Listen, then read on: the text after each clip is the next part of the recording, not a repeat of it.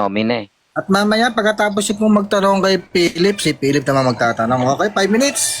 Isa lang ang rules. Bawal magmura. Magandang hapon, Kuya Robin. Yes, magandang hapon sa inyo at sa ginigiliw nating mga sumusubaybay kay viewerista. Ang aking unang tanong sa iyo, naniniwala ka ba sa mga ROG at sa unang nagsalita, hindi sila nagkakasala? Ay, hindi po.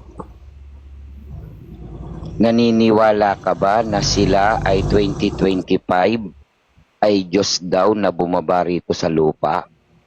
Ay, hindi po, Kuya Robin. Yung mga ROG na Diyos, naniniwala ka ba sa kanila? Hindi po, Kuya Robin. Kaya kapag ka sila ay nagsasalita, dapat pa ba natin silang pansinin? Well, pansinin natin sila para i-correct. Pero kapag magsalita sila, wag natin sila paniwalaan kung alam nating mali. But pansinin natin sila in a way na i-correct lang natin. Okay, salamat sa iyo. Ngayon, ito ang tanong naman sa iyo. Ay, nako. Ang mga taga-Orthodox ba Papa. na binabanggit ninyo Mga taga-Orthodox. ay mga taga-Orthodox ba mula doon sa mga Catholic na naging Orthodox? Sa Diablo ba sila? Hindi po, Kuya Robin. I believe walang taong sa Diablo, Kuya Robin. I think lahat para sa Diyos. Kaso nga lang, yung mga tao pumupunta sa mga maling aral o nagkakaroon ng kalituan. Opo, pero I don't think po na ngayon nandito sila sa lupa ay pagmamay-ari sila ng Diablo. Hindi po. Ang Katoliko ba pag may kaunting problema lumilipat sa ibang religion? Ano po ba yung ibig sabihin ng Katoliko? Membro po? Ganun po, Kuya Robin? Bakit? Meron bang Katoliko na hindi miyembro? Oo nga po ba? Sige, sige. Pagka ang Katoliko ba ay may kaunting problema, umaalis ba sila sa pagkakatoliko? Well, nakadepende siguro sa ibang Katoliko, Kuya Robin. Hindi ako ma-sure pero as me, Kuya Robin, isa akong Katoliko. Hindi agad ako umalis kung nagkaroon man ako ng problema sa unang pagkarinig ko ng ibang aral. Of course, nagkaroon ako ng doubts. But as time goes on, nung medyo napag-aralan ko, lumabas na okay pala, tama pala, Kuya Robin. Meron bang mga Catholic faith defender at apologists na Opo. nagmumukhang tanga? Meron ba para sa'yo?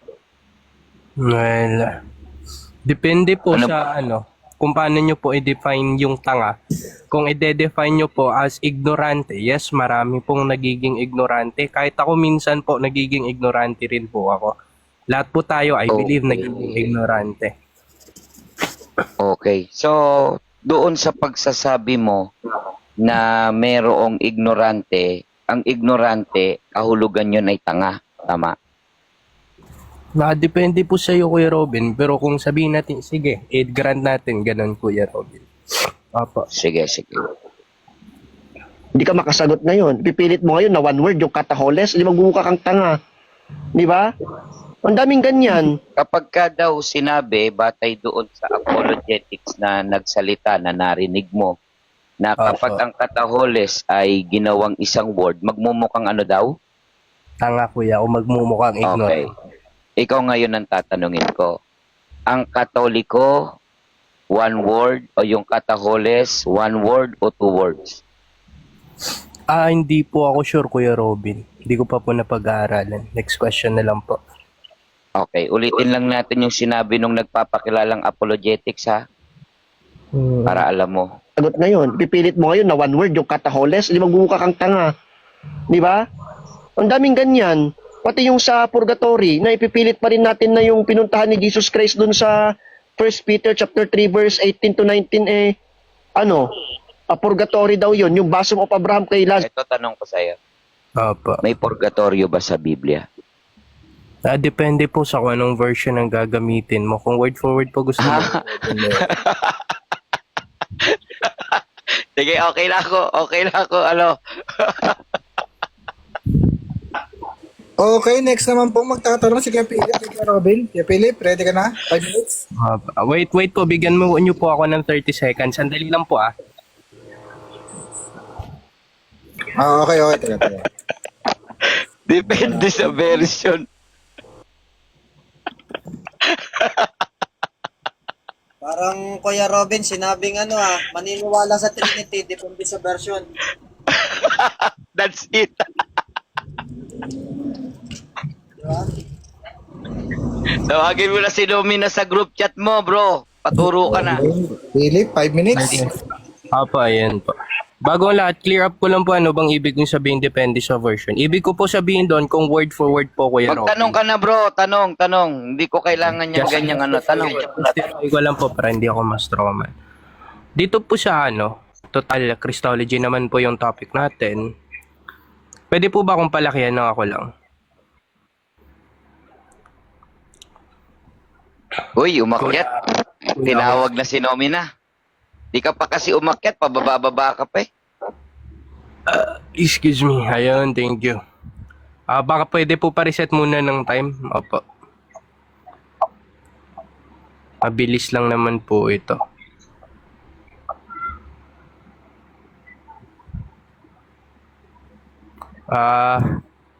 Eto po. Eto po, Kuya Robin. Yung ano po ba? Yung anong ibig sabihin ng fullness of the deity, Kuya Robin? Tagalogin mo na lang, bro, para nagkakaintindihan tayo. Hindi ka po ba nakakaintindi ng English? Meron kasing English, halimbawa, face, muka. Meron namang face 1, face 2. Meron namang pandikit. So, para sa akin, Tagalogin mo. Kung matatagalog mo, much better. Para nang sa gayon ay hindi tayo nagkakaroon ng ibang kahulugan. Hindi dahil sa hindi natin kayang sagutin. Ano ba sa Tagalog ang much better? Ay, teka, bakit sumasagot si Dayuhan? Sige, Kuya Viewer. Baka magkasala ka, Dayuhan. Kuya Pag hindi Viewer, ka na pinapansin, Dayuhan, huwag ka na magpapansin. Di ka na nga pinapansin. Baka magkasala ka. Okay, Kuya Philip, ano po yun?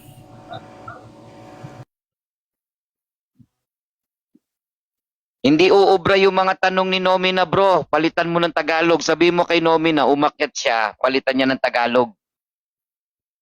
Oh, Nomina kasi, pinahihirapan mo pa umakyat ka na, Nomina. Bakit kailangan pang... Pira naman, no? Oh, sa mga term na hindi matatagpuan sa Biblia at ginamitan po ng tanong sa wikang Ingles, hindi ko po tatanungin, sasagutin. Pero kapag English term na nasa Biblia, sasagutin ko. Okay po. Paki-reset na lang po ng time ko, Kuya, kasi may sinabi si Kuya Robin na kailangan kong itagalog daw. So, sige, Kuya. Baka pwede pong pa-reset kahit sa ano na lang po, 4 minutes. Bigyan mo ng 5 minuto, Kuya. Kawawa naman yung bata. Thank you, Kuya Robin. Thank you din, Kuya Thank Viewers. Ayan o. Sa 9, Kuya Robin, mag-focus tayo dyan.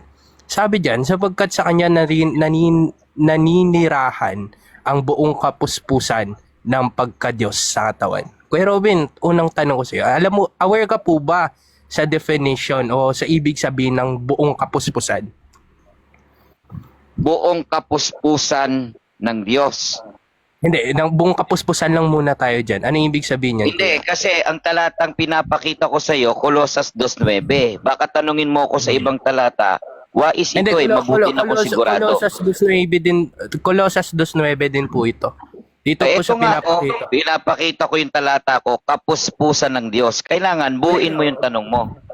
Oo nga, Kapuspusan ng wala pa Diyos. tayo dyan sa Diyos, Kuya. Wala pa tayo sa Diyos.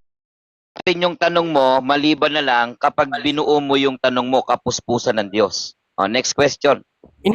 Kuya, iniisa-isa. No. Hindi mo po Oh. sasagutin. Okay, Oh, po. hindi. Okay po. Hindi. Doon tayo sa verse. Kasi ito verse, kapuspusan ng Diyos. Ano pong ibig sabihin ng kapuspusan, Kuya? Kapag ka sinabing kapuspusan ng Diyos, titignan mo doon sa ibang talata ng Biblia para hindi ka malito. Halimbawa sa salita ng Diyos na version. Kaya huwag kayong padadala dahil ang kapuspusan ng Diyos ay nananahan sa katawan ni Kristo. So kung hindi natin mahanap ang talatang yan sa ibang salin, for in Him dwelt all the fullness of the Godhead bodily. Ayan, ginamit mo po yan, kuya. Opo. Teka, sumasagot ako eh. Go Diba? ahead po. Yung buong mayroon ang Diyos, halimbawa yung kanyang kapangyarihan, kaya ay ang kanyang pamamahala ay ibibigay kay Kristo batay sa Isaiah 9:6 sapagkat yung pangalang Kristo ay ibibigay sa kanyang pamamahala yon. Next question. Diyan po sa ginamit mong verse, Kuya Robin, diyan sa Colossians 2:9 na KJV. Ano po ibig sabihin ng Godhead diyan? Godhead, tingnan natin sa magandang balita Biblia. Kung ang tinutukoy mo diyan, Godhead para sa ibang salin ng Biblia ay nagkatawang tao. Subalit kapag tinignan mo naman sa Amplified, tinumbasan niyan divine essence of God. So kung mapapansin mo, ang iba't ibang translation ng Biblia ay may iba't ibang pagkaunawa batay sa nagsalin. Kaya hindi mo pwedeng dalhin ako doon sa tanong mo para patunayang Diyos ang Panginoong Jesucristo. Next question. Tinatanong ko nga bro according sa iyo, according sa INC, ano ibig sabihin ng Godhead diyan? Godhead? According sa INC, ano ibig sabihin ng Godhead diyan? Total ginamit mo yung KJV. So wala po kaming ganyan sa INC Kaya kung according to INC, hindi po yan ang stand namin.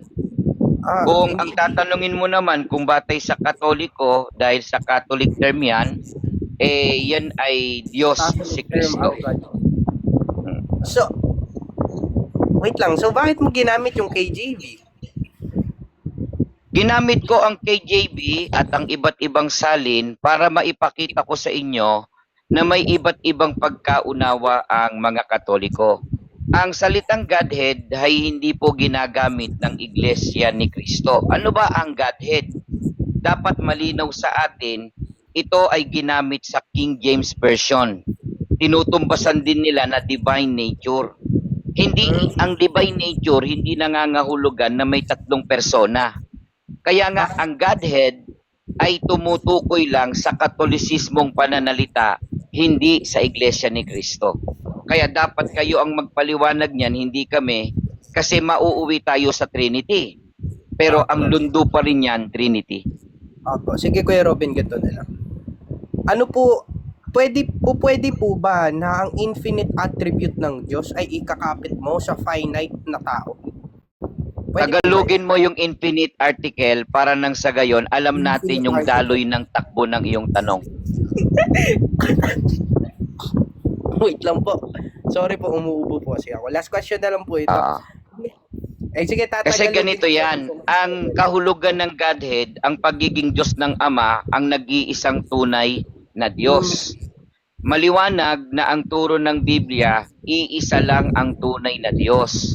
Kung ang pagkaunawa nyo sa Godhead ay parabang tatlo sila doon sa iisa, nagkakamali kayo sa pagpapaliwanag ng Godhead.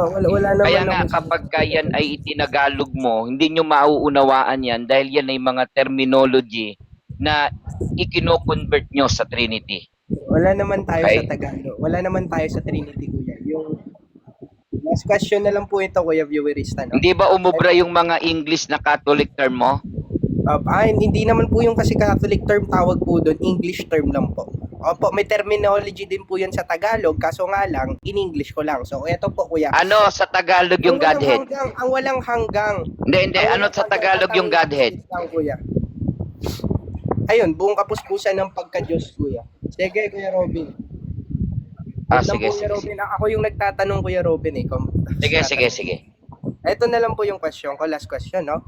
Pwede po ba na ang walang hanggang katangian ng Diyos ay ilalagay mo sa isang may hanggan na tao? Wala po, sapagkat ang Diyos hindi po pwedeng magbago.